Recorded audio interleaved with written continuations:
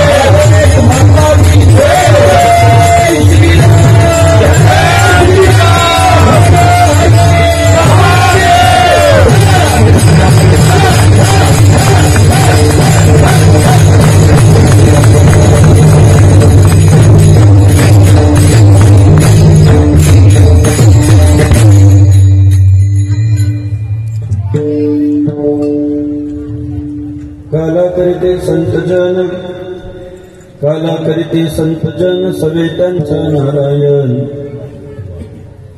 वाटी आपुल्या निज हस्ते, भाग्याचा तो पावे तेथे. लाही शीत लागता हाती, लाही शीत लागता हाती, दोष देखून आता पळती. वाटी आपुल्या निज हस्ते, भाग्याचा तो पावे तेथे. निळा म्हणे क्षीराचा बुंद, निळा म्हणे क्षीराचा बुंद, लाभता पावे ब्रह्मानंद. वाटी आपुल्या निज हस्ते, भाग्याचा तो पावे तेथे. विठ्ठल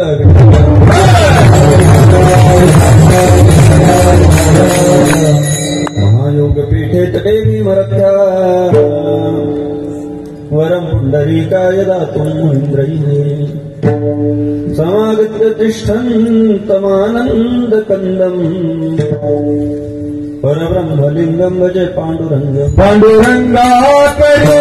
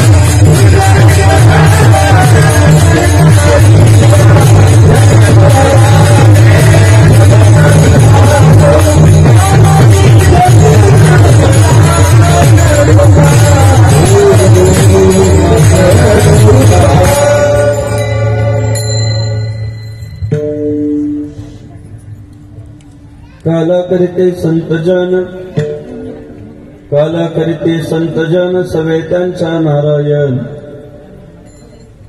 वाटी आपुल्या निज हस्ते, भाग्याचा तो पावे तेथे.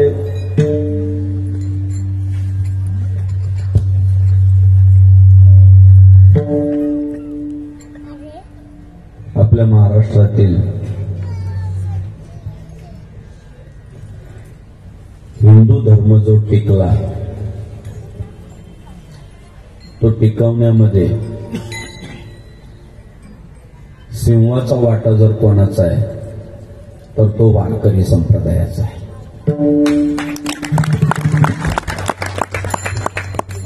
म्हणजे भगवान श्री ज्ञानेश्वर महाराजांपासून मोजलं तर 700 वर्ष लागतात.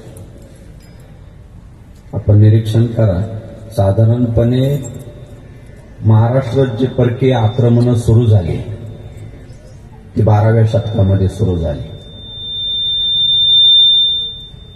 हे मंदिरं पाडायची, मशिदी उभ्या करायच्या, मंदिरं पाडायची, चर्च उभ्या करायच्या, मानेवर तलवार ठेवून माणसं धर्मांतरित करायचे, हे सगळे प्रकार जे महाराष्ट्राच्या मातीत सुरू झाले ते 12व्या शतकात इथून पुढे. एकंदरीत व्हायरसच्या रूपानं ते परकीय आक्रमण करते महाराष्ट्रात शिरकाव करत होते आणि अँटी व्हायरस म्हणून देवानं जर कोणाला पाठवलं तर त्या आळंदीमध्ये ज्ञानेश्वर महाराजांना पाठवलं. भगवान श्री ज्ञानेश्वर महाराजांनी त्या सगळ्या आक्रमणांवर सामना करण्याला सुरुवात केली. खांद्यावर भगवी पताका घेतली. माझी ये जीवीची आवडी पंढरपूर आणि नगुडी. खांद्यावर भगवी पताका घेतली. सगळ्या भगवत भक्तांना एकत्रित केलं आणि सुरू केली ती आळंदी पंढरपूरची वारी. ती वारी फक्त तुम्ही दिंडी म्हणून नका बघू, ते हिंदूंचं एक शक्ती प्रदर्शन म्हणून करणार. ते एक प्रकारे शक्ती प्रदर्शन आहे महाराष्ट्रातल्या हिंदू समाजाचं. बरं काय एक माणूस आहे का दादा?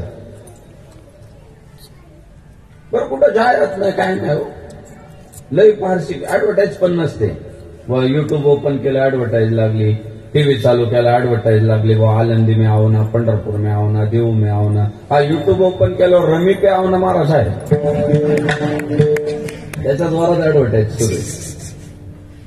रमी खेळून वाटोळ झाले, यांची संख्या कमी नाही. अरे ऑनलाईन जे गेम आले, आमची बरीचशी तरुण पिढी त्या ऑनलाईन गेमच्या आहारी गेलेली आहे. बऱ्यापैकी पोरं खेळतात आणि ते इतके त्या ऑनलाईन गेमचं इतकं व्यसन लागलंय बेकार. परवा चाकणच्या तिथं सिग्नलला भिकारी काच वाजवले त्याने. $5 होता, गाडीतून काढला, त्याला दिला. मला म्हटलं 10 तरी द्या. सकाळी म्हटलं 10 तरी द्या. अरे म्हटलं 5 झाली की 5? नाही 10 द्या. म्हटलं का बरं एवढं काय? नाही रमी खेळायचं. म्हटलं अरे भीक मागतो रमी खेळतो का? अक्कल आहे का तुला? काय म्हटलं महाराज रमीमुळेच भिकारी झाले.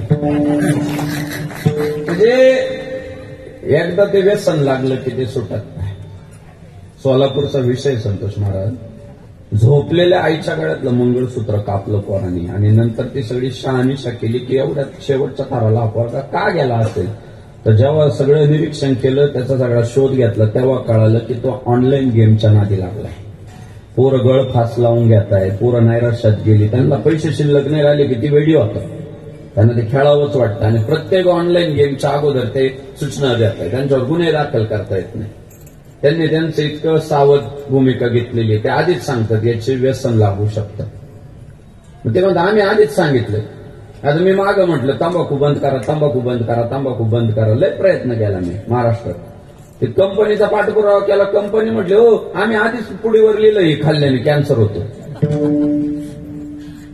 माझं तरी जे खातात त्याच्यात आमची काय चुकी म्हणते. आम्ही डायरेक्ट सांगून टाकलंय की हे खाल्ल्यामुळे कॅन्सर होतो. वाचित मळीत आहे. परवाचा विषय मी एका कीर्तनात म्हटलो, मी आता मोदीजींना पत्र पाठवणार आहे की हे अंमली पदार्थ बंद करा. ते खालून एक जण उठलं म्हणे बंद केले तर मतदानच नाही द्या. अयो कुठं सरकार पाडून घेता म्हटलं चालू द्या. विठ्ठल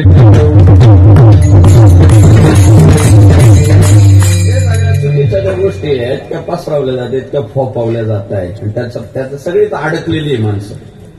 प्रत्येकाला ते हात अडकलेला आहे, त्यामुळं भूमिका घेता येत नाही प्रखर. पण आमच्या आळंदी पंढरपूरची जी वारी आहे दादा, काही नाही हो जास्त जाहिरातबाजी नाही. तुमच्या दारातून जाते पालखी रमेश भाऊ. परवा एक बाई म्हटली वारी करायची पण रस्ता माहित नाही. म्हटलं अगं काय रस्ता माहित पाहिजे. आता रस्त्यांच्या दिवशी फक्त आळंदीत कोणत्याही रस्त्याला जाऊन उभं राहील, लोक ढकलीत पंढरपुरात नेत आहे. काय आता रस्ता माहित राहायची गरज राहिली. इतकं ते इवलेचे रोप लाविले द्वारी त्याचा वेलो गेला गगनावरी. छोटंसं रोपटं भगवान श्री ज्ञानेश्वर महाराजांनी लावलं आणि आज मात्र त्याचा वेल गगनाला गेलेला आपल्याला पाहायला भेटतो. भगवान श्री ज्ञानेश्वर महाराजांनी सुरुवात केली. इतकं वाढलं दादा ते लोकांना अभिमान वाटायला लागला. धन्य आम्ही जन्मालो दास विठोबाचे झालो. लोकांना पुरुषार्थ वाटायला लागला. महाराजांना विचारलं काय गमक तुमचं काय चाललंय. म्हटले माझ्या वडिलांची मीरा शिगा देवा तुझी चरण सेवा पांडुरंगा. अहो ही आमच्या वाडवडिलांची परंपरा आहे दादा. आजाच्या गळ्यातली माळ बापाच्या गळ्यात आली, बापाच्या गळ्यातली तुळशीची माळ पोरांच्या गळ्यात आली आणि नातव अभिमानानं ती परंपरा सगळी जोपासताय, पुढे घेऊन जाताय, म्हणजे टिकली ना. आणि जर सगळ्यात जर अवघड काय असेल तर हे टिकवून ठेवणं फार अवघड आहे. काळाच्या ओघामध्ये पक्ष प्रमुख जिवंत असेपर्यंत तर कार्यकर्त्यांनी एकत्र राहावा का नाही, प्रामाणिकपणे सांगा, राहावा का नाही, राहावा ना, नाही राहते हो, त्याच्यात एकच तुकडे तुकडे करून टाकतात पक्षाचे. एखाद्या बापाला जर 4 पोरं असली, किमान मुलं जिवंत म्हणजे बाप जिवंत असेपर्यंत तर त्या मुलांनी एकत्र राहावं का नाही राहावं, नाही राहते, बापा एकच तुकडे तुकडे करून टाकतात परिवाराचे. परवा 2 जावांचे भांडणं चालले होते, अख्खं गाव भांडण ऐकत होतं त्यांचं. मला वाईट वाटलं, मिटवायला गेलो. मी म्हटलं अगं एवढ्या का भांडताय? नाही म्हणे आम्ही वायला निघालो, वाटणी चालू. म्हटलं अगं मग शांतीत करा ना क्रांती, एवढं भांडण कशासाठी चाललं? नाही म्हणे सिलेंडरची टाकी एकच. म्हटलं मग प्रॉब्लेम काय? नाही दोघे म्हणताय तुकडेच पाडायचे, वाटणीच सारखी झाली पाहिजे. म्हटलं पाडा, पण मला 3 किलोमीटर जाऊ द्या मग टाकीत वाढा. या वस्तुस्थिती. पण ज्ञानदेवे रचिला पाया, उभारिले देवालया. आणि पुढे जगद्गुरु भगवान श्री तुकाराम महाराज कळस होतात या भक्ती मंदिराचे. आणि दादा परंपरेने त्या वारकरी संप्रदायाचा अभिमान बाळगत प्रत्येकाने ती परंपरा जोपासली. आणि सांगू आपल्याला, या महाराष्ट्राच्या मातीतला कपाळावरचा टिळा, मुखातला राम आणि खांद्यावरचा भगवा टिकवण्यामध्ये सिंहाचा वाटा त्या वारकरी संप्रदायात फार मोठी भूमिका बजावली. धर्म जपून ठेवला जातात आणि त्यांचं टार्गेटच होतं ते वाढावया सुख भक्तिभाव धर्म कुळाचारी ना मनठोबाचे. बाकी त्यांना काय अपेक्षित नव्हतं. त्यांचं एकच म्हणणं होतं, समाजातलं सुख वाढावं, समाजातला धर्म टिकावा आणि समाजातलं आमच्या विठ्ठलाचं नाव टिकून राहावं. आणि म्हणून साधू संतांनी जो सगळा संघर्ष केला त्याला एक यश आलं. आज वडाची वाडी गावातलं सुद्धा सप्ताहाचं साधारणपणे 7वं वर्ष. मागे चालू असेल कार्यक्रम, असं नाही म्हणता येणार की या गावात व कीर्तन सप्ताह नव्हतेच असं नाही म्हणता येणार. दत्ता नाना काय वाटतं तुम्हाला? करत असते ना आपले पूर्वज. पण मध्यंतरीच्या काळात पुन्हा दत्ता नानांनी थोडंसं लक्ष घातलं. 7 वर्षांपूर्वी हा उत्सव पुन्हा, बाळासाहेब बरोबर बोलते ना मी, पुन्हा या उत्सवाला एक गती दिली. 7 वर्षांपासून हा उत्सव सुरू आहे. व वारकरी संप्रदायाचं एक तत्व आहे. ते तत्व असं आहे की धर्मरक्षणाची मोठी चळवळ राबवत असताना एक तत्व असं जोपासलं आपल्या वारकरी संप्रदायानं की संप्रदायामध्ये कोणत्याही उत्सवाचा समारोप अर्थात सांगता ही काल्याच्या कीर्तनानं करायची. हा नियम आहे का वारकरी संप्रदायात. म्हणजे वारकरी संप्रदायातला उत्सव 2 दिवसाचा असू द्या, 3 दिवसाचा असू द्या, 5 दिवसाचा असू द्या, 8 दिवसाचा असू द्या, महिनाभराचा असू द्या, 6 महिन्याचा असू द्या, पण समारोप हा काल्याच्याच कीर्तनाने केला जातो. म्हणजे वारकरी संप्रदायात एक म्हण सुद्धा प्रचलित झालेली, काय माहितीये का? आता काला झाला बिंदास झाला, म्हणजे आता उद्यापासून काही यायचं नाही, आता हलायचं, आपापल्या मार्गाला लागायचं, आपापल्या कामाला लागायचं, आपापलं नियोजन बघायचं. काला झाला की हाला, पण काला होईपर्यंत न हाला, काला होईपर्यंत हलता येत नाही. आणि दादा काला केल्याशिवाय जो जातो त्याला वारकरी संप्रदायात तितकं मानाचं स्थान नाहीये. म्हणजे आळंदी पंढरपूरची सुद्धा वारी नाना खरं बोलतो का खोटं माझा अनिष्ठावंत जे वारकरी ना ते द्वादशीला पंढरपूर सोडत नाही. ते पौर्णिमेपर्यंत पंढरपुरात थांबतात आणि दुसऱ्या दिवशी काला करतात. आणि काला झाल्यावर माऊलींची सुद्धा पालखी पंढरपुरातून आळंदीकडे निघते, तोपर्यंत निघत नाही. इतकं काल्याच्या कीर्तनाचं महत्व. मागचे 7 दिवस जे केलं जातं ते एक साधन आहे, ते एक साधन आहे. पण 8व्या दिवशी जे असतं काला, ती साधनं नाही, ते साध्य आहे. काल्याला साध्याचं स्वरूप पाहिलंय. 7 दिवस परमार्थ करून शेवटी काय मिळवायचं? काला मिळवायचा. आणि आपण बघा काय आता ती दहीहंडी जी बांधली आहे, काय असून असो काय त्याच्यात टाकायची पद्धत आहे, दही आणि लय. पण एवढा महाराज तिला महत्व आहे ना, लोकांची असे धांदल उडत येत बाळाचा हातात दे बाबा थोडा तरी दे काही लाई दे बा ते काय डॉमिनोज पिझ्झा आहे का काय एवढी पण असे त्याच्यावर झुंबड पडत ना ते द्या बाबा आणि दादा घेतात आणि डायरेक्ट तोंडात न टाकतो आधी माथ्याला लावतात गोपाल कृष्ण भगवान की जय आणि ती लाई दही महाराज.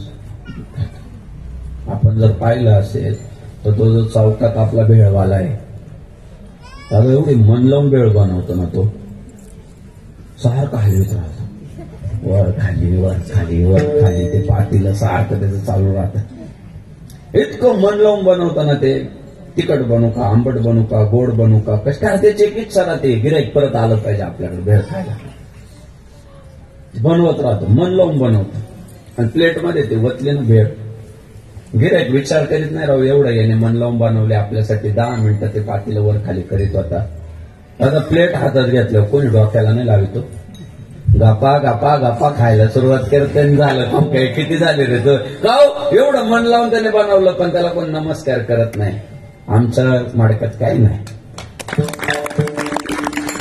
पण ते प्रसाद म्हणून जेव्हा डोक्याला हात लावून आपण घेतो याचं कारण काय माहितीये का ती गाड्यावर जे मिळते ना ती भेळ आहे आणि या मडक्यात जो मांडलाय ना तो काल्याचा महाप्रसाद. मग काय एवढं महत्व दिलं एवढं वारकरी संप्रदाय थोर आहे त्याची विचार प्रणाली मोठी आहे त्याचं तत्वज्ञान फार श्रेष्ठ आहे तर का म्हणून या दैला लाईला एवढं का महत्व दिलं हा प्रश्न स्वाभाविक आहे. आणि हा अंधश्रद्धाळू नाही बरं का हा संप्रदाय अंधश्रद्धेवर घालायचं काम पहिल्यांदा जर कोणी केलं तर वारकरी संप्रदायानेच केलं नाही. नवस वेगवेगळे महाराष्ट्र इतके कठोर बोललेले की पूर्वी एक पद्धत होती मुलगा होत नाही करा नवस मुलगी होत नाही करा नवस. महाराजांचं प्रमाण आहे नवसे कन्या पुत्र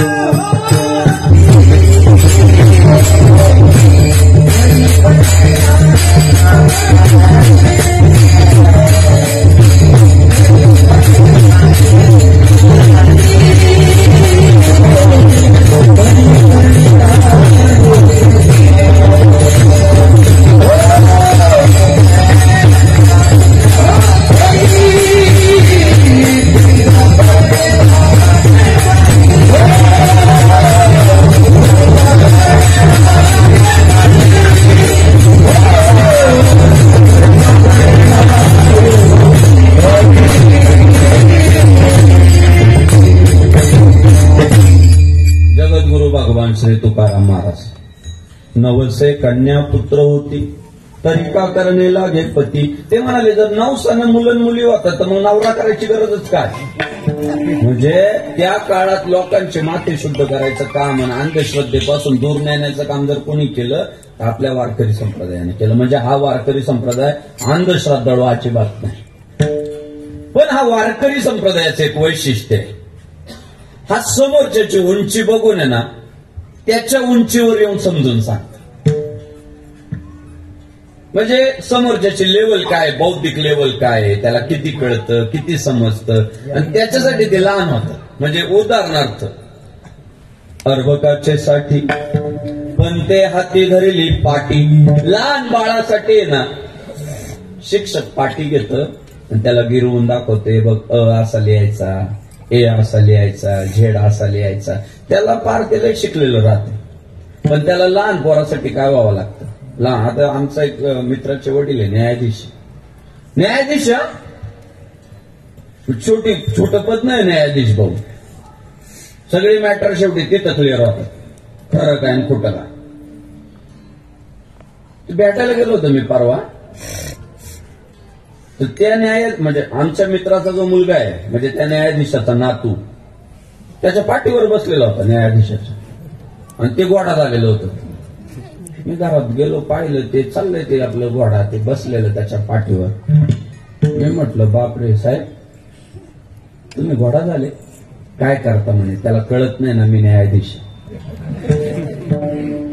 त्याला बारकेला काय पाहिजे तू न्यायाधीश आहे का तू पंतप्रधान आहे तू आज आहे घोडा होय. आणि मोठ्या माणसाचं वैशिष्ट्य असं लहानांसारखे ते होतात वैशिष्ट्य. आणि साधू संतांनी समाज मनावर संस्कार करत असताना बिंबवण्याचा प्रयत्न केला. हे जे आपल्याकडे मूर्तीपूजेला महत्व आहे ना, ती अंधश्रद्धा नाहीये दादा. संतांनी काय सांगितलं आम्हाला? विठ्ठल जळी स्थळी भरला, रीता ठाव नाही उरला. ते म्हटले, अहो जळी स्थळी काष्टी पाशांनी सर्वत्र आमचा विठ्ठल व्यापून आहे. पण त्या सर्वत्र व्यापून असलेल्या विठ्ठलाचं दर्शन करण्यासाठी एक मूर्ती साकारली. आणि सगळ्या गावानं त्या मूर्ती समोर जाऊन, हे आपल्यातले काही आंडू पांडू असतात ना, ते म्हणतात काय दगडाची पूजा करतात, काय दगडाची पूजा करतात, काय दगडाची पूजा करतात. अरे तू अजून अंड्यात आहे. ती दगडाची पूजा नाहीये. सर्व व्यापक असणाऱ्या परमात्म्याचं दर्शन करण्याची जागा म्हणजे ते प्रतीक म्हणजे आमची मूर्ती. आम्ही जेव्हा जातो ना देवापुढं, तेव्हा त्याला हेच म्हणतो, त्या मूर्ती समोर उभं राहून की बाबा तुझ्या हातात ते सर्व. त्वमेव माता पिता त्वमेव, त्वमेव बंधू सखा त्वमेव, त्वमेव विद्या द्रविणम त्वमेव, त्वमेव सर्वम मम देव देव. तूच सर्व आहे. किती थोर आहे आपला संप्रदाय, किती आपला धर्म श्रेष्ठ आहे. आणि म्हणून आपल्याकडं मूर्तीपूजेला महत्व दिलं गेलं. एक प्रतीक आहे. प्रतीकानं सिद्धांत समजून सांगायचे आपल्या धर्मात पद्धत आहे. तसं आहे ना दादा, काय होतं, लोक वाच्यार्थ घेतात. त्या मूर्तीत त्यातला दगडच बघत बसतात, त्यातलं तत्व नाही बघत. त्यात काहीतरी सिद्धांत दडलेला आहे, तो बघतच नाही. आमचा एक मित्र आहे ना, आजारी पडला, डॉक्टरकडे गेला. डॉक्टरने तपासला, ट्रीटमेंट केली. दुपारची वेळ होती, बायको घरी नव्हती. हॉटेलात जाऊन बसला. ऑर्डर दिली जेवणाची. चांगल्या महागड्या भाज्या घेतल्या, बघ रोट्या वगैरे व्यवस्थित जेवलं. ते मस्त पोटभर जेवलं. कपडे भारी, राहणीमान चांगलं, जेवण चांगलं केलं. बाऊल आला, हात धुतला. वेटरने बिचाऱ्याने चांगली सर्व्हिस दिली म्हणून त्याला 20 रुपये दिले. 20 रुपये वेटरला दिले. जेवण झालं, हात धुतले, वेटरला 20 रुपये दिले. समोर जे चमचे ठेवलेले होते ना एका वाटीत, त्यातले 2 चमचे उचलले घातले खिशात. आणि नेमकं मॅनेजरने ते पाहिलं.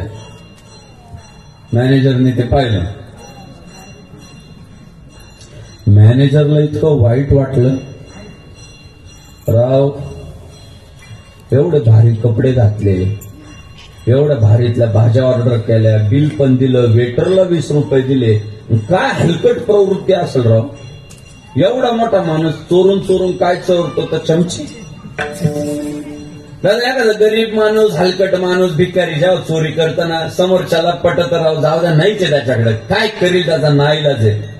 पण भली भली माणसं जेव्हा चोऱ्या करतात ना, लय वाईट वाटत. रस्त्यात खातात, टॉयलेटमध्ये खातात, गावच्या बगीच्यात खातात. परवा एक बाई रडत आली हो माझ्याकडे.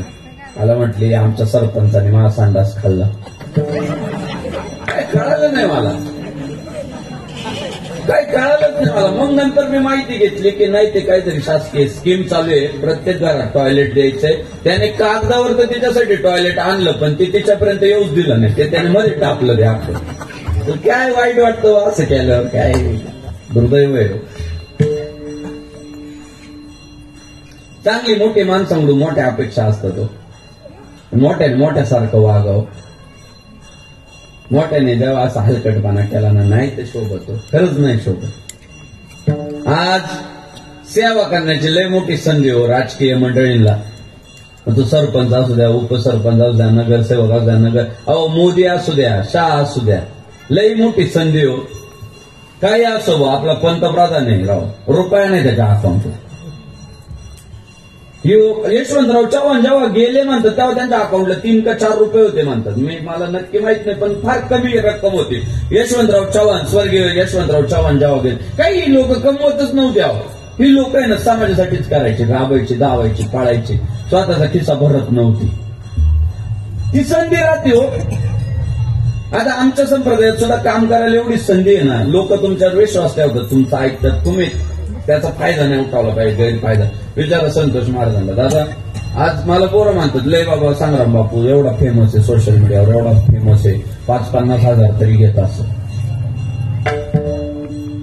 त्यांना विचार, पैसे परत देतो, 15,000 रुपये घेतो, बाकीचे अख्खे अमाऊंट रिटर्न देऊन टाकतो. मला एक जर म्हणे महाराज दिले तुम्हाला प्रेमाने, मी त्यांना सांगतो नाही बाबा मला आहे ना पार्लेजी व्हायचंय, पार्लेजी. काय आहे पार्लेजी? पार्लेजीचं वैशिष्ट्य असं आहे, गरीबाला परवडला पाहिजे, श्रीमंताला आवडला पाहिजे. पार्लेजी बिस्किटचं वैशिष्ट्य देते, गरीबाला परवडते, टपरीत मिळते, आणि 5 स्टार मध्ये पण ठेवावं लागतं का श्रीमंत लोक म्हणतात आम्हाला पाहिजे. तुम्ही एखादी तुमची लेवल ठरवून टाकले ना, मग ते कधी कधी गरीबाला नाही ना परवडत महाराज. तुम्ही जनसामान्यांपर्यंत प्रत्येक वाडी वस्तीत पोहोचले पाहिजे, प्रत्येकाला हवे वाटले असं काम आपण उभं केलं पाहिजे. त्याने ते जेव्हा ते चमचे काढले ना, त्या मॅनेजरला इतकं दुःख झालं की एवढं चांगली पर्सनॅलिटी, एवढं चांगलं व्यक्तिमत्व, पण चोरून चमचे चोरतात. नाही राहवलं त्या मॅनेजरला, तो उठलं ताडकन त्या खुर्चीवरनं गेलं. म्हटलं थोडी जानाचे नाही पण मानाचे तर ठेवा.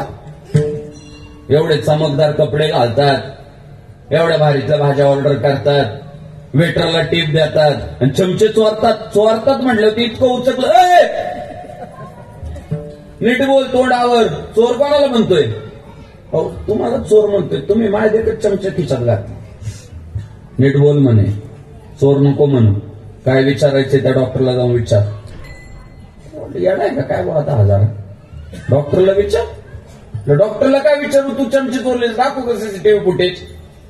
एक काम करा, त्याने मागच्या खिशात हात घातला आणि औषधाची एक बाटली काढली आणि ती त्या मॅनेजरला दाखवली. म्हणे बघा याच्यावर लिहिलंय जेवणानंतर 2 चमचे घ्या. घेतले.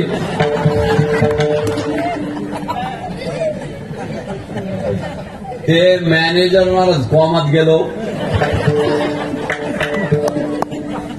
आता सांगा त्याच्यात डॉक्टरची चूक म्हणावा का मेडिकलवाल्याची म्हणावा का त्या चमचे चोरणाऱ्याची म्हणावा? काय नाही, बाटलीवर बरोबर लिहिलेलं होतं जेवणानंतर 2 चमचे घ्या. आणि डॉक्टरांनी सांगितलं हे सगळं व्यवस्थित फॉलो केलं तरच तुम्ही बरे व्हा. म्हटलं मला बरं व्हायचंय राव.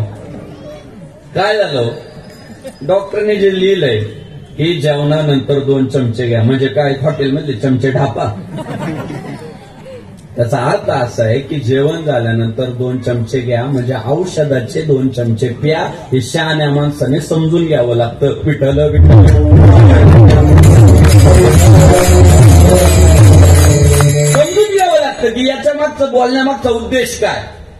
तशी आमच्या या मडक्यामध्ये जी दही आणि लाई ठेवली आहे ना, ही सुद्धा एका तत्वाचं प्रतीकच आहे. आणि मग आम्ही महाराजांना विचारलं या दहीचा आणि लाईचा नेमका अर्थ काय. तुकाराम महाराजांनी सांगितलं त्या दही आणि लाईचा अर्थ असा आहे, हरिनामाचा खिचडी काला प्रेमे मोहिला साधने ते म्हणाले. ही लाई आणि दही ना असं तसं दही लाई नाहीये, तर ती जी लाई आहे ना ते भगवंताचं नाम आहे आणि ते जे दही आहे ना ते भगवंताबद्दलचं प्रेम आहे. 7 दिवस कीर्तन ऐकल्यानंतर आमच्या पदरामध्ये कोणता काला पडला पाहिजे, तर 7 दिवस कीर्तन ऐकल्यानंतर आमच्या मुखामध्ये भगवंताचं नाम यायला सुरुवात झाली पाहिजे. आणि नुसतंच नाम नाही आलं पाहिजे, तर प्रेम भरीत आलं पाहिजे. त्याला म्हणायचं काला. विठ्ठल विठ्ठल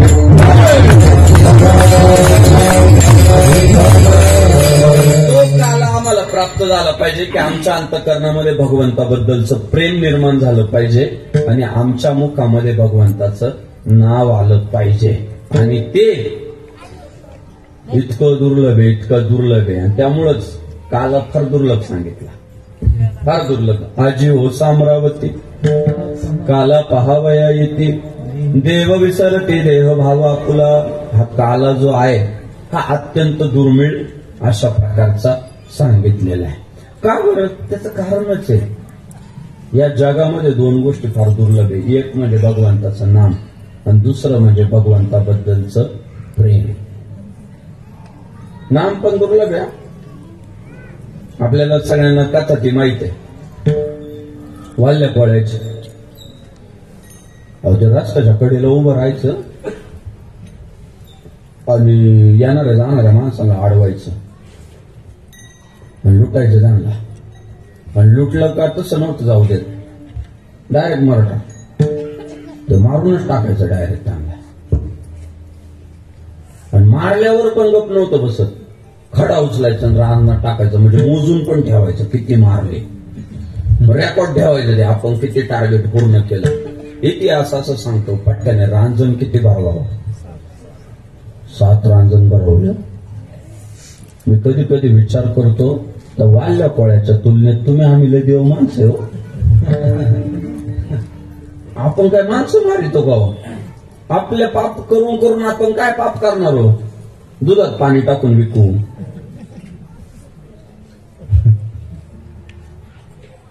पैसे एकाचे घेऊ, मतदान दुसऱ्यालाच करू. इसार एकाचा घेऊ, व्यवहार तिसऱ्याशीच करू.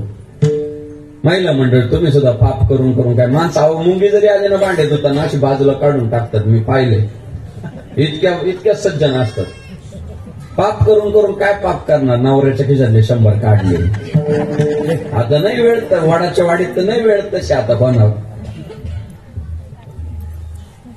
पण आपल्या पापाला पण तेवढी काही लायकी नाही.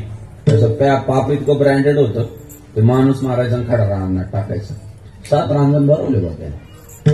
एक दिवस वाल्मिक महर्षी आले त्या रस्त्याने, हे आपले सॉरी नारद महर्षी आले त्या रस्त्याने. नारद महर्षी त्याला म्हटले, वाल्या कुठं फेडणार हे पाप? एक वाक्य लक्षात ठेव म्हणे, एवढं जर पाप करशील तर नरकाला जावं लागल. तर वाल्याने डोळेच मोठे केले, काय नरकात जावं लागल? आणि जुनी लोक नरकाला लय घाबरायचे हो. तरी 2025 मध्ये नरकाला घाबरणार. परवा एकाला मी म्हटलं एवढं पाप नका करू, नरकात जावं लागेल. ते हसत मला म्हणते, मी तिथं जाऊन झेंडूचे झाडं लागले. काय आत्मविश्वास आलाय राव, फाजील आत्मविश्वास इतका वाढलाय ना, हटतच नाही माणूस. नुसता 2 डबे पुढेच आहे. तिथे झेंडूची झाडं लावतेत असतात. म्हणलं याला झेंडू बाम लावून जापो आजारी या. वाल्याने असे डोळे मोठे केले. म्हटलं महाराज पण मी काय माझ्या एकट्यासाठी नाही करत, बायका आहे, पोर आहे, आई आहे, बाप आहे, सगळ्यांसाठी करावं लागतं. काय अरे म्हटले खोटं म्हटले सगळे, हे सगळी भामटी आहे म्हटला. चांगलं झालं तर आम्ही केलं म्हणतात आणि वाईट झालं तर त्याच्यामुळे झालं म्हणतात. जन हे सुखाचे दिल्या घेतल्याचे अंत काळीचे नाही. जोपर्यंत शरीरात दम आहे तोपर्यंत दादा दादा करतील. जोवरी चलन गा तोवरी म्हणती माझा, मानिती लहान थोर विषय सुखाची या काजा. इंद्रिय मावळली आला बाबूला आजा. काय संत निसावत केलं राव, की तुम्ही जोपर्यंत धावताय पाळताय तोपर्यंत किंमत आहे. मग योग्य मार्गाने पाळा ना बाबा. मी तर आज सावध करून ठेवू राहिलो गावोगाव जाऊन. पोरांची लक्षणं बघा, ते खरंच आज्ञाधारक आहे का नाही. सुनांची पण लक्षणं बघा, त्या खरंच सासऱ्याचा आदर करणार आहे का नाही. जर डाऊट आला की बा हे भामटे, प्रॉपर्ट्या नावावर करू नका. नटसम्राट व्हाल. काही घरांमध्ये पोरच असे की ते मातृदेवो भव, पितृदेवो भव, आचार्य देवो भव, अतिथी देवो भव. ते संस्कारी घरात वाढलेले. त्यांना आईमध्ये देव दिसतो, बापात देव दिसतो, सासूत देव दिसतो, सासऱ्यात देव दिसतो. तो भाग वेगळा आहे. त्यांच्या उलट जबाबदाऱ्या टाका, त्यांच्या तारुण्याचा उपयोग करून घ्या. पण लक्षणं दिसली ना भामटी, सावध राहा. आता परवा एकाने बापाचीच गच्ची धरली, मारूनच टाकेल म्हणतो. ते बाप मला म्हणजे याला नाही आळंद दिला. म्हटलं आमचे महाराज लोक मारले ते माणसाला. ते बापाला हाणायला लागलं. म्हणजे एक टायमिंग राहतो. लवकर ते चाचपणी केली पाहिजे, शीतावरनं भाताची पारख केली पाहिजे. बरोबर आहे का? आणि म्हणून महाराजांनी सुद्धा काय सांगितलं, तार्किकाचा टाका संघ पांडुरंग स्मारक. ते म्हटले नाही आता तार्किकाला सुधरवत बसता तुम्ही, ते नास्तिक झालंय. महाराज म्हटले त्याच्यापासून लांब व्हा, दूर व्हा. पाण्यात सुद्धा कोणते हरभरे भिजतात, ज्यांचा आर्द्रता आहे ते भिजतात. काही असे हरभरे राहतात, पाण्यात घाला नाही तर दयात घाला, नाही भिजत तर नाहीच भिजत. ती माझं ती कुठं सुधारावायची आपण, त्यांच्यापासून सावध राहायचं. विठ्ठल विठ्ठल.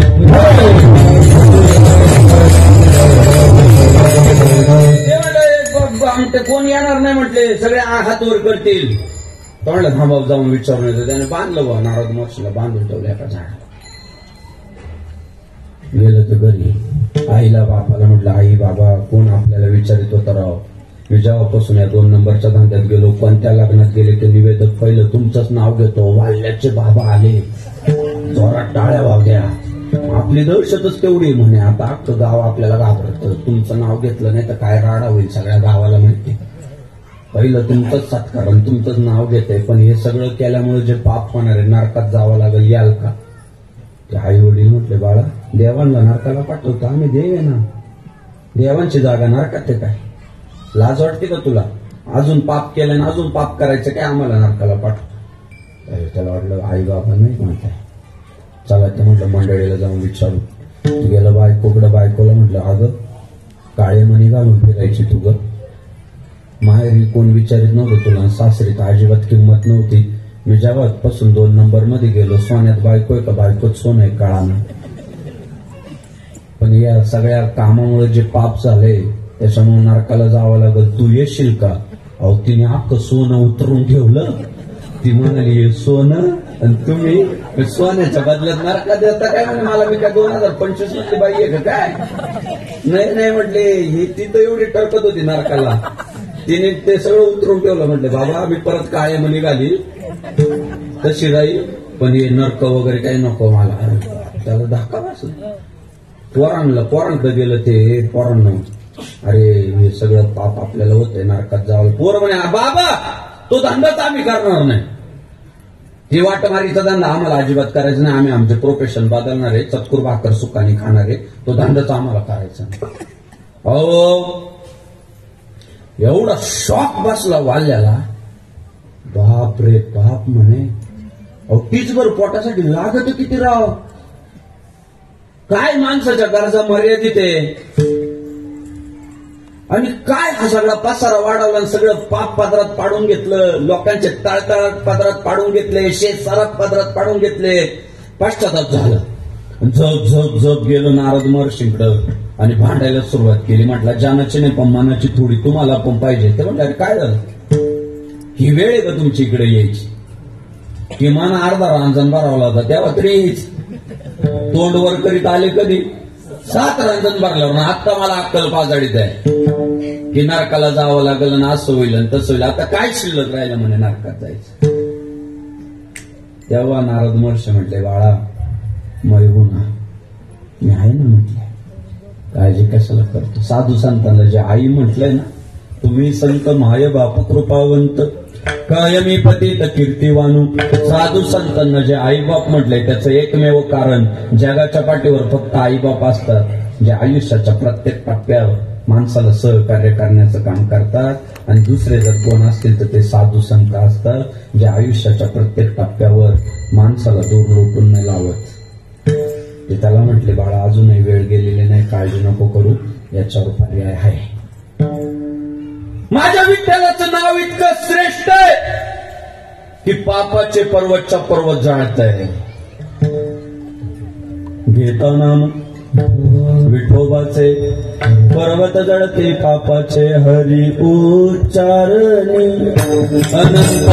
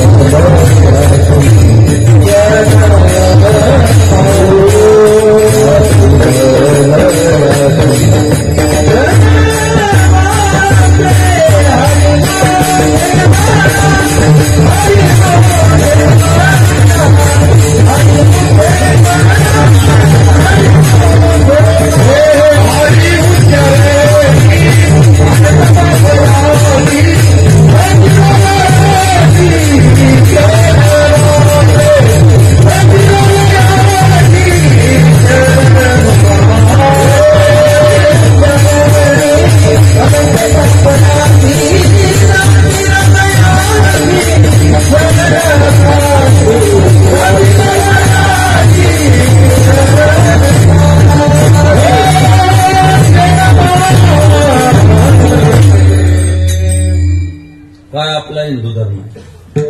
त्याला म्हणले काळजी नको करू.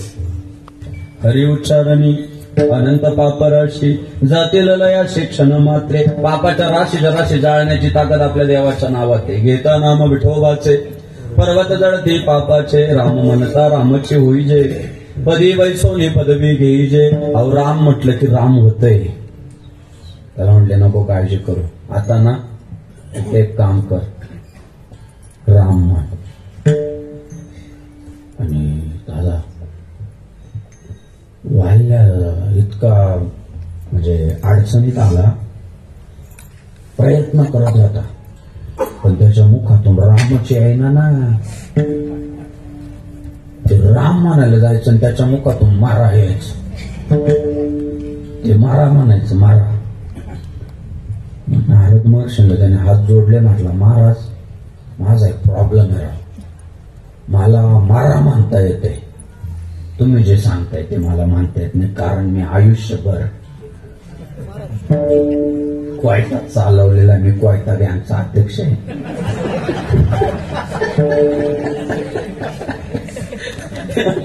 मला ते जमाना राव महाराज म्हणे, राव जमानाच माझी इच्छा आहे, पण मला जमानाच. साधा सरळ प्रश्न आहे, मरा आणि राम मध्ये फरकच काय हो? मरामध्ये म आधी आहे, राम मध्ये म नंतर आहे. मरामध्ये रा नंतर आहे, राम मध्ये रा आधी आहे. अक्षर उलटी पालटी करायची बस, एवढाच आहे ना विषय. मग वाल्याला मरा म्हणता येतो तर राम का म्हणता येत नव्हतं? त्याचं उत्तर असं आहे, मरा म्हणण्यासाठी पुण्य असावं लागत नाही, राम म्हणण्यासाठी पुण्य असावं लागतं. हे पुण्य वाल्याकडं नव्हतं. शिकायचं काय सांगू?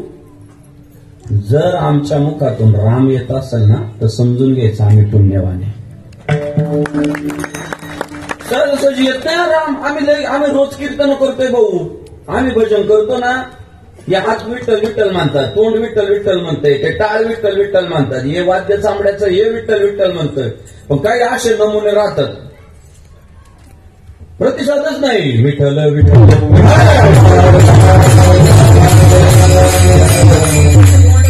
येत नाही. पुण्य तुमच्या मुखात जर राम येत असेल ना, परवा एकाला म्हटलं जय श्रीराम, तोंड वाकडं केलं त्याने.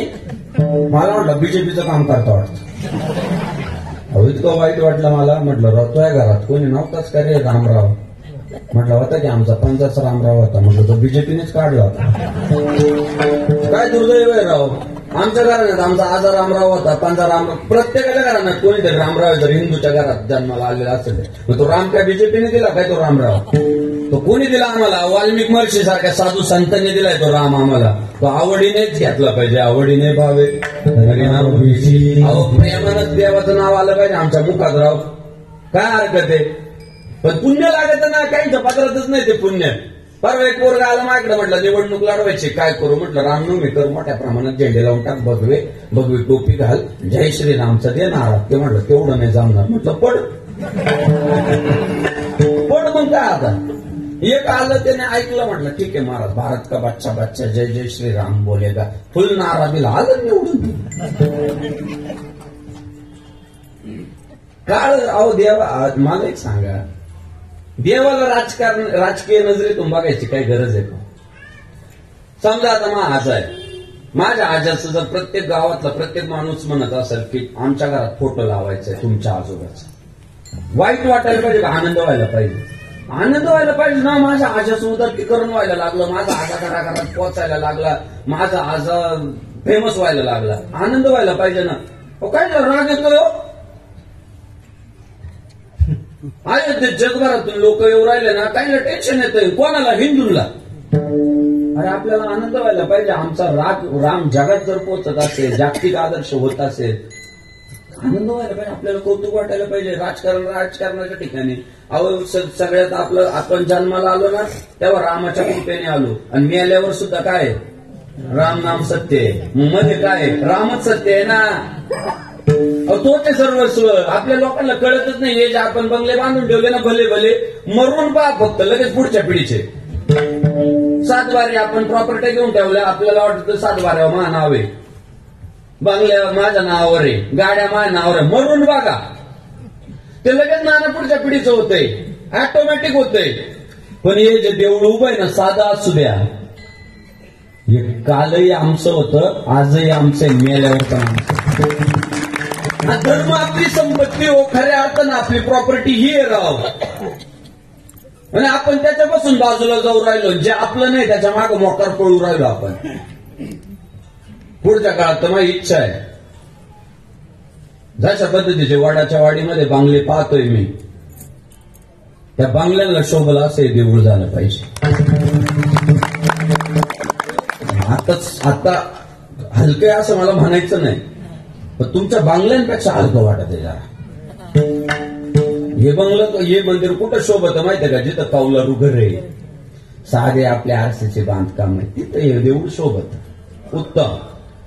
पण ज्या पद्धतीने मी पाहू राहिलो जरा आल्यापासून, जरा दारातले सिंह, हत्ती बित्ती, सिंह पाहिलं गडबडलं, मी म्हटलं खरं आहे का तर त्या पद्धतीने जरा मंदिर आपल्याला पुढच्या काळामध्ये तितके दिमागदार झाले पाहिजे. ही आपली संपत्ती. धर्मो रक्षती रक्षिता. मी आज तुम्हाला सांगतो दादांनो, देवाने आज ती कृपा केलेली आहे, भरभरून दिलंय. आता फक्त एकमेकांच्या हातात धरून आहे ना, गावातला धर्म टिकवून ठेवायचा. भरभरून दिलंय देवानं दादा. पुणा आणि वाडाची वाडी वेगळीच नाही राहिली काय. मला असं वाटत होतं जसा जसा पुण्यातून पुढे जाईल मग मला मोठा स्पेस लागल, मग घरं बिरं काही दिसायचं नाही, आणि मग एखादा घाटबीट क्रॉस करून वाडी लागल. अहो वाडीत आलं तरी पुन्हा संपा ना. म्हणजे आता ही वाडाची वाडी पुण्याचा एक भाग आहे. आज महानगरपालिकेमध्ये केली. पुढच्या काळामध्ये आपण इतकं आपल्याला धर्मनिष्ठ व्हावं लागणार आहे, इतकं धर्मनिष्ठ व्हावं लागणार आहे, फार सावधगिरीने पावलं टाकावं लागणार आहे.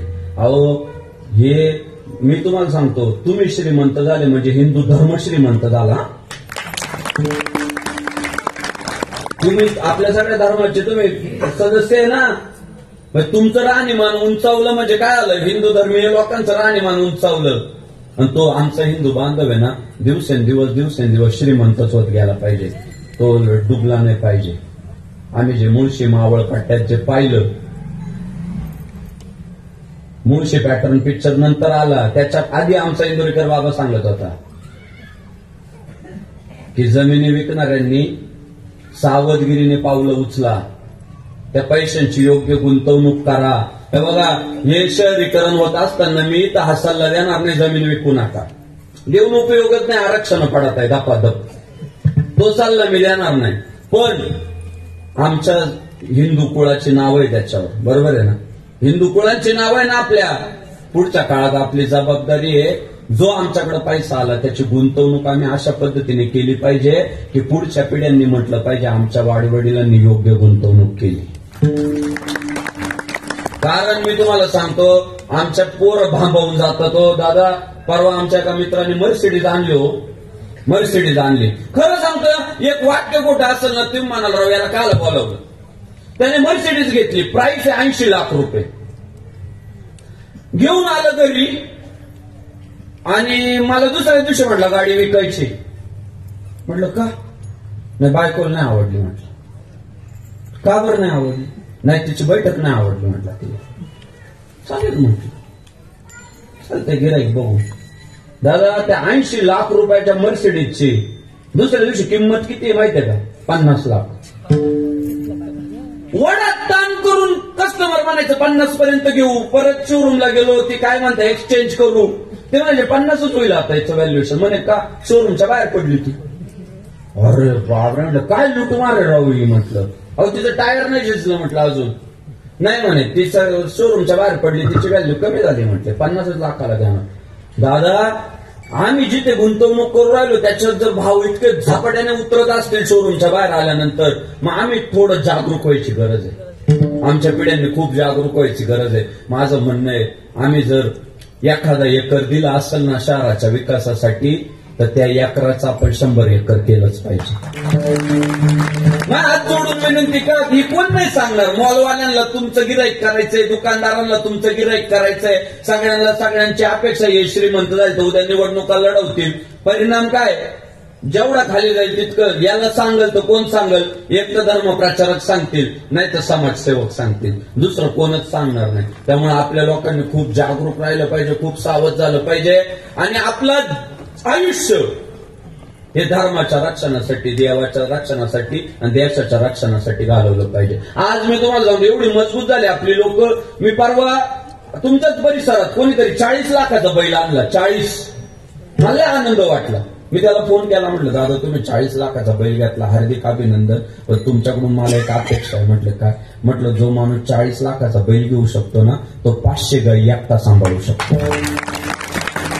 एकटा 500 गाई सांभाळू शकतो. आणि दादा जर आमच्या त्या हिंदू बांधवाने 500 गाई जर सांभाळल्या ना, तर आमचा हिंदू धर्म वाढणार आहे, कमी नाही होणार. कारण हिंदू धर्माची देवता आहे ना गौ माता. गाय राहिली का दारात भाऊ? गाय राहिली नाही ना राहिली दादा. आपली देशी गाय संपली. गायीचं काय महत्व आहे? एवढं भलं मोठं महत्व आहे. कुठे एक कीर्तन पुरणार आहे त्याला? गायीचा इतका फायदा, इतका देवाने पुढे गाय वाळल्या मी तुम्हाला सांगतो. पण एवढा त्याचं महत्व आहे की जगाच्या पाठीवर सर्वात सकारात्मक जर कोण आहे तर गाय. मला प्राण्यांची आवड आहे महाराज. मी मागच्या काळात त्या पर्शियन कॅट आणल्या. हे लांब लांब केस आहे, कुत्रे त्यांना घाबरून पळत आहे. अशा मांजरी. रॉट व्हीलर आणला भाऊ. मी मग अशीच नाही का भाऊ देखत फोन लावला. रॉट व्हीलर आणला, एवढा झाबडा आहे. कबूतर पाळले, गाई बैल तर आहेच आपल्याकडे. लोक जेव्हा मला भेटायला येतात ना, तेव्हा मांजरी पाळल्या का मला लगेच इंजेक्शन देतात. महाराज मांजरी पाळल्या पण मांजरींचे केस लय घातक, जपून राहा. खरं आहे, मांजरीचे केस आरोग्याला घातक. कोणतरी येणार म्हणणार कुत्रं पाळलं पण कुत्र्याची लाळ लय घातक. महाराज लाळीपासून सावध राहा, कुत्र्याची लाळ घातक. कबूतर पाळले पण कबुतराचे पंख लय घातक, पंखांपासून सावध राहा. पण गाय पाहिली की लोक म्हणतात महाराज तुमच्या दारात गाय, तुम्हाला आयुष्यात कधी काही कमी पडणार नाही. काय कारण असलं? त्याचं कारण महत्वाचं असं आहे की भगवंताने जेवढे म्हणून काही प्राणी बनवले मृत्यू लोकांमध्ये, प्रत्येक प्राण्याचे काही फायदे काही तोटे. प्रत्येक प्राण्याचे.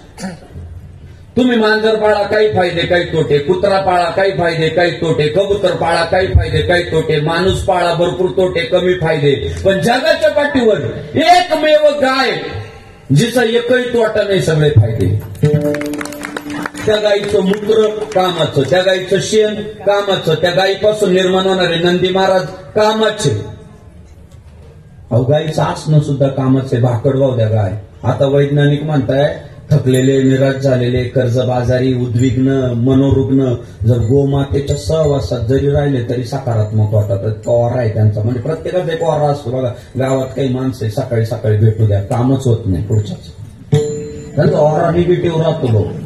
त्यांना भेटलं ना असं वाटतं आज आपण आत्महत्या करून टाकू, जगण्यात काय अर्थ नाही राहिला. ते इतके नकारात्मक करून टाकतात माणसाला, म्हणजे काही अर्थ नाही राहिला आयुष्याला. एवढं त्यांचा नकारात्मक ऑरा असतो. काही माणसं इतके सकारात्मक असतात. सकाळी सकाळी भेटू द्या, फुल माणूस चार्ज होतो. नाही ना काहीतरी केलं पाहिजे, राबलं पाहिजे, धावलं पाहिजे, पळलं पाहिजे. महाराष्ट्राच्या राजकारणातले काही लोक बघा प्रचंड सकारात्मक, खूप काम करतात. एक ऑरा असतो प्रत्येकाचा. तो गोमातेचा ऑरा इतका सकारात्मक आहे भाऊ. अहो गाडा तो पळत असलो काय ऊर्जा येते 12 हत्तीचं बळ म्हाताऱ्यांमध्ये संचारतंय. राव उड्या मारतात टानाटन. मग विचार करा त्यांची आई किती ताकदीची असेल. अहो 80तले 90तले म्हातारे फुटूपार शिट्ट्या वाजवत्या, जोर बेटा का मारताय त्या आखाड्यात. बरोबर आहे ना? त्या बैलाला पण जर एवढी ऊर्जा येत असेल तर तिची आई काय ताकदीची असेल दादा. तर आपल्याला पुढच्या काळामध्ये या घटना लक्षात आल्या पाहिजे. मला तुमच्याकडून जास्त काही अपेक्षा नाही. मला तुमच्याकडून एवढीच अपेक्षा आहे, तुमचे परिसरातले मंदिर प्रचंड भव्य पाहिजे, प्रचंड आकर्षक पाहिजे, प्रचंड महागडे पाहिजे. तुमच्या दारांमध्ये गायी पाहिजे, बैल पाहिजे. तुमच्या दारांमध्ये तुमच्या गायी अशा पाहिजे म्हणजे चिमटा घातलं तर रक्त बाहेर अशा गायी तुमच्या पाहिजे ताकदीच्या. बाकी काही जास्त अपेक्षा नाही. दान धर्म तुमच्याकडून मोठ्या प्रमाणात पाहिजे, तोच सोबत येणार आहे दादा. धर्म रक्षणासाठी तुमचं मोठं योगदान पाहिजे. ते वाल्याला म्हणतं येणार ना पाप होतं त्याच्यामुळं. बाकी माणसाचा पैसा असंच वाटोळ होणार, सत्कारने लागणारच नाही. तुम्ही बघा सत्कार ते सप्ताहाला अहो पण जवळ 500 रुपये वर्गणी द्यायचं म्हणून हा म्हणतो 500च द्याणार. अरे त्या काळात तांदळाचा काय भाव होता, रव्याचा काय भाव होता, कीर्तनकारांचा काय भाव होता. त्याच्यात किती बदल झालाय. आणि तो द्यायचा 500 म्हणून मी 500 देणार, ही भावना चांगली आहे. आणि ज्याने स्वतःला 500 वर्गणी दिली त्याने वाढदिवस कोणाचा केला माहिती? थारचा वाढदिवस. जेव घातल्यावर त्यांनी लोक, मी म्हटलं काय कार्यक्रम आज? नाही म्हटलं थार घेतली होती, तिचा वाढदिवस आहे. चालेल म्हटलं भाऊ, तू पक्का धर्मरक्षक आहे. थारचा वाढदिवस करा, पण सप्ताहाला त्याची वर्गणी ₹1,00,000 पाहिजे. मग पुण्य पाहिजे बरं का. पुण्य असलं नाही तर म्हणाले हे महाराज कोणी बोलावले, पहिले डिलीट कराय महाराज. पाप असेल तर वाल्याचं पाप होतं. वाल्या म्हटलं मला ते जमत नाही, मला महाराज मानता येत. महाराज वर्ष म्हटले काम कर, तोंडानं मारा म्हण, पण अंतःकरणात राम आठव. आज जरी माझं बोलणं वळत नसेल ना, फक्त मनातल्या मनात फक्त एवढंच म्हणा, हे बोलतंय ते खरंय. त्याला शिव्या नका घालू या वक्तव्याला. हा जे बोलतोय याला काहीतरी अर्थ आहे म्हणून फक्त समर्थन द्या. उद्या लगेच करा असं म्हणत नाही मी, फक्त अंतःकरणातून समर्थन द्या. वाल्याला म्हटले तू माराच म्हण, फक्त अंतःकरणातून राम आठव. दादा मारापासून सुरुवात केली. मारापासून सुरुवात केली. पुढं काय झालं? कोळीयाची कीर्ती वाढली गण, केले रामायण रामाधी. एवढं मोठं व्यक्तिमत्व झालं, पण त्या व्यक्तिमत्वाला पूर्वी राम म्हणता येत नव्हतं. म्हणजे देवाचं नाव मुखात येण्यासाठी पुण्य लागतं. ते पुण्य वाल्याकडे नव्हतं. आणि दादा दुसरं दुर्मिळ सांगितलं, प्रेम गल्ली अति साखळी. आपल्याला सगळं प्रेमाचा अभिनयच करावा लागतो. त्यांचं आमच्यावर प्रेम आहे, आमचं त्यांच्यावर प्रेम आहे. पण जन हे सुखाचे दिल्या विठ्ठलाचे वास्तविक प्रेम पण कोणी कोणावर करत नाही. एकदा स्वार्थ समोर आला की प्रेम संपून जातं. आणि त्यामुळं प्रेमही दुर्लभ, नामही दुर्लभ, आणि भगवंताचं नाम दुर्लभ असलं, प्रेम दुर्लभ असलं. आणि ते दुर्लभ असणारं प्रेम आणि नाम जर कुठं भेटतं तर ते काल्यामध्ये भेटतं. मग निळोबाराय महाराजांना विचारलं, तो काला आम्हाला कुठं भेटल? काला करीती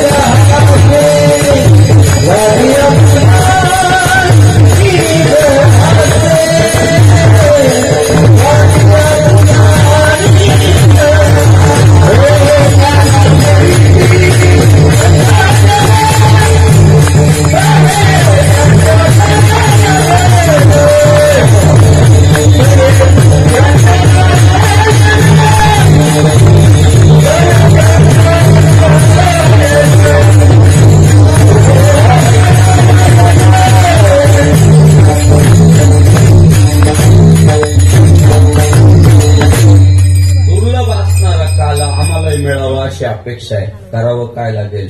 आमचे निळोबाराय महाराज म्हटले, काला करीती संतजन सवे त्यांच्या नारायण. तो काला फक्त संत करू शकतात. एकची टाळी झाली चंद्रभागे वाळवंटी, माझा ज्ञानराजा गोपाळांशी लाया वाटी. काला तर दुर्लभ आहे, तुका म्हणे काला वैकुंठी दुर्लभ. वैकुंठात दुर्लभ आहे, पण विशेष हा लाभ संत संगे.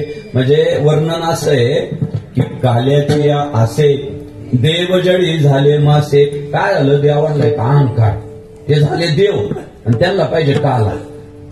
ते म्हटले काय करावं आता, काला माणसं तो व्हायची त्यांची तयारी नाही. तर त्यांनी विचार असा केला की हे भक्त जेव्हा हात धुतील नदीत तेव्हा ते कण मग पाण्यात जातील ना, तर आपण मासे होऊ. मासे झाले पण भक्त नाही झाले.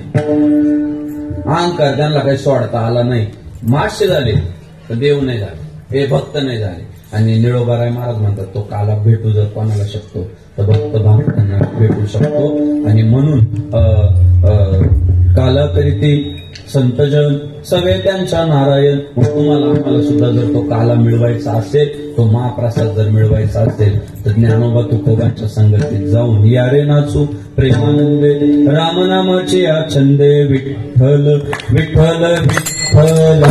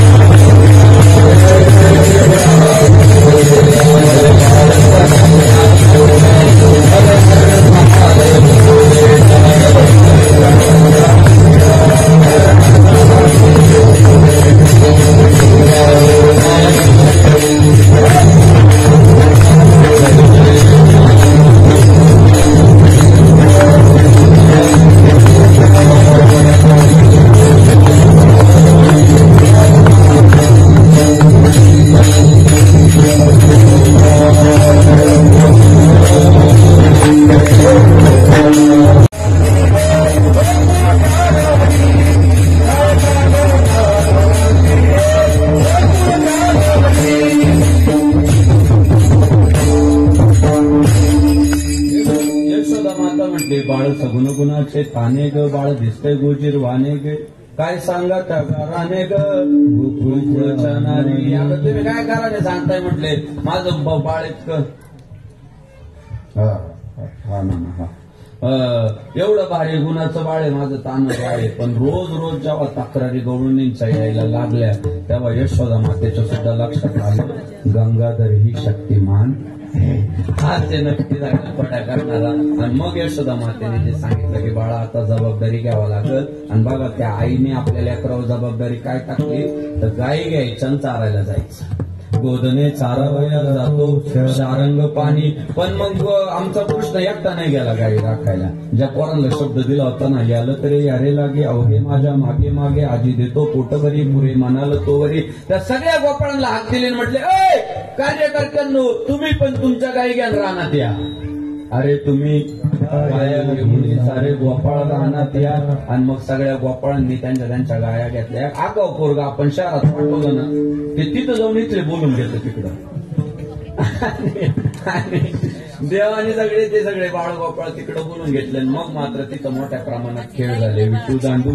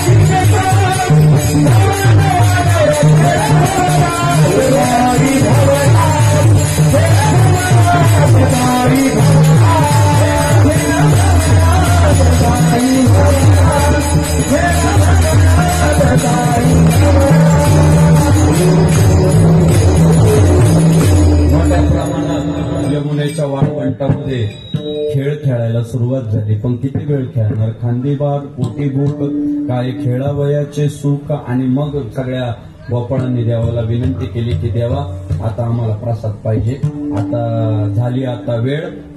शिदोऱ्या आणि सगळ्यांनी मग आपापल्या शिदोऱ्या आणल्या. पण अडचण अशी झाली की प्रत्येकाची परिस्थिती, प्रारब्ध प्रत्येकाचं वेगवेगळं आहे. मग कोण म्हटलं राव देवा मी गरीब माणूस राव, आईने फक्त कांदा भाकरच दिली बांधून. एक म्हटला मी बरा आहे पण लोणचं भाकरच. एक म्हटला पापड चटणी भाकर. एक म्हटला माझ्याकडे डॉमिनोज पिझ्झा आहे, डायरेक्ट झोमॅटोवरून मागवलाय.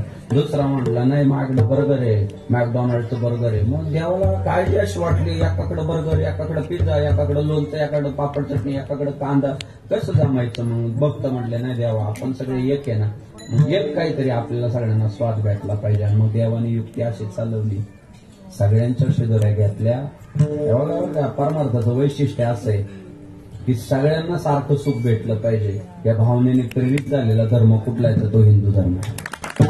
सर्वे भवन्तु सुखिनः सर्वे सन्तु निरामया सर्वे भद्राणि पश्यन्तु मा कश्चित् दुःखमाप्नुयात्. मग देवानं जो कार्यक्रम वाजवला, अवघ्या सोडियेल्या मोठा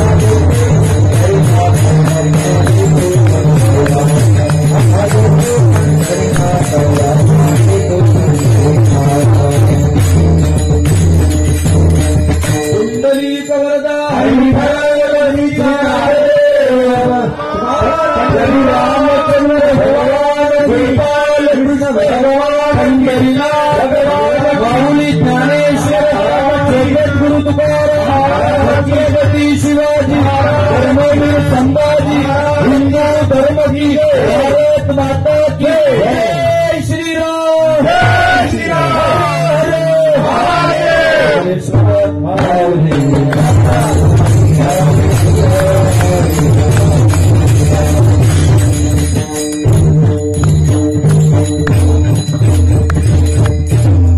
काल्याच्या कीर्तनाच्या दिवशी हेच शिकायचं की भगवंत सगळ्यांना पदरात घेतलं आणि पदरात घेऊन प्रत्येकाला आनंद द्यायचं काम केलं. पुढच्या काळामध्ये गावात राहत असताना प्रत्येकाच्या अंतःकरणामध्ये प्रेम निर्माण झालं पाहिजे. प्रेम झालेल्या अंतःकरणानं भगवंताचं नामस्मरण करायला सुरुवात केली पाहिजे. आणि हे नामस्मरण करत असताना आपल्या भावांबद्दल, आपल्या समाजातील सगळ्या बांधवांबद्दल एक आत्मीयता आपल्या अंतःकरणामध्ये पाहिजे. आज आपला हिंदू समाज जातीमध्ये विभागला गेलाय. कोण म्हणतोय मी ब्राह्मण आहे, कोण म्हणतोय मी मराठा आहे, वंजारी, सुतारी, माळी, तेली, मातंग, भिल्ल आहे. नाही, आपण सगळे एक एका भगवंताचे लेकर आहे. या भावनेने पुढच्या काळामध्ये हिंदूंचं एक संघटन वाटावं, धर्माप्रतीचं प्रचंड प्रेम वाढावं, भगव्या ध्वजावर प्रचंड प्रेम करावं. या भावनेतून आपण प्रेरित होऊ. खरं तर मला फार आमच्या बांधल नानांच्या चिरंजीवांनी सांगितलं की उद्या याच ठिकाणी आपल्याला छावा चित्रपट सगळ्यांना दाखवायचा आहे. म्हणजे आपल्या सगळ्यांना एकत्रित येऊन छावा चित्रपट बघा. छावा चित्रपट एकट्याने पाहावा असं नाहीच आहे. तो काय डर्टी पिक्चर नाही, एकटाच जाऊ पाहायला. तो छावा आहे.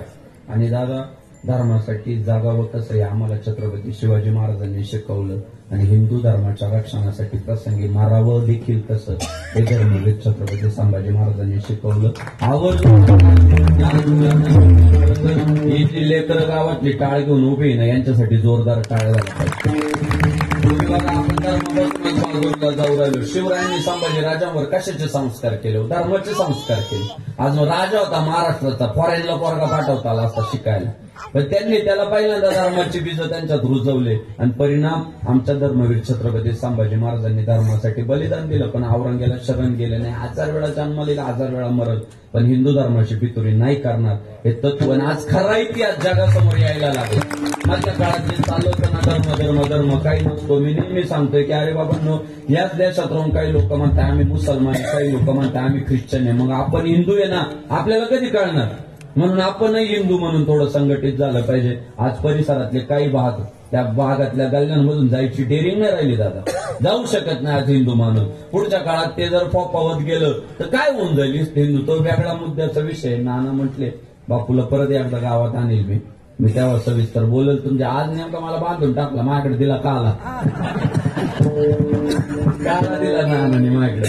तर काल्याचं कीर्तन आज मस्त, खूप वाडाची वाडीमध्ये फार चांगलं धार्मिक वातावरण आहे. पुढच्या काळामध्ये भव्य देवळं वाहू द्या.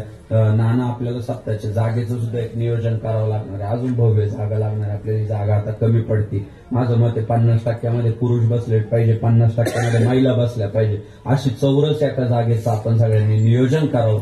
त्या जागेमध्ये हा सप्ताह करावा अशी मी आपल्या सगळ्यांना विनंती करतो. आज या काल्याच्या कीर्तनाच्या दिवशी संपूर्ण दिवसाची ज्यांनी सेवा घेतली असे हरिभक्तीपरायण महादेवदादा कोतवाल, हरिभक्तीपरायण सुभाषदादा कोतवाल, हरिभक्तीपरायण बाळूमामा कोतवाल, हरिभक्तीपरायण रोहिदास दादा कोतवाल, हरिभक्तीपरायण गुरुदास महाराज कोतवाल, हरिभक्तीपरायण विष्णुभाऊ कोतवाल, हरिभक्तीपरायण सुनील दादा कोतवाल, हरिभक्तीपरायण नवनाथ भाऊ कोतवाल, काकादादा कोतवाल, भाऊ दादा जाधव, तुकाराम दादा जाधव, आगळे मामा, सुरेश दादा भडाळे, मोरे दादा, कदम दादा व घोगरे दादा या सगळ्या मान्यवर मंडळींनी आज या कार्यक्रमाची सेवा घेतली. त्याचप्रमाणे आमचे भजन साथ करणारे माझे सहकारी हरिभक्तीपरायण आमचे संतोष महाराज राऊत, हरिभक्तीपरायण आमचे भगवान महाराज कदम, मृदंग सम्राट आमचे माऊली जंगले महाराजांचा सगळा शिष्य परिवार, गुरुवर्य माऊली महाराज जंगलेंचा शिष्य परिवार, कनिष भाऊ आवजे असतील, सार्थक भाऊ मासळ असतील, तेजस भाऊ माने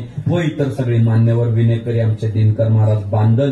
दिनकर महाराजांचे मी मनापासून धन्यवाद व्यक्त करतो. माझ्यावर प्रेम करणारे, हे वारकरी संप्रदायाचं कार्य मोठ्या प्रमाणात जोपासणारे, आमच्या वारकरी संप्रदायाचं वैभव आमचे दत्तानाना बांदल, फार सगळे स्वतःचं ऐश्वर्य प्रतिष्ठा बाजूला ठेवून आपल्या संस्कृतीच्या रक्षणासाठी राबणारे आमचे दत्तानाना बांदल, नानांचे मी अत्यंत मनापासून धन्यवाद व्यक्त करतो.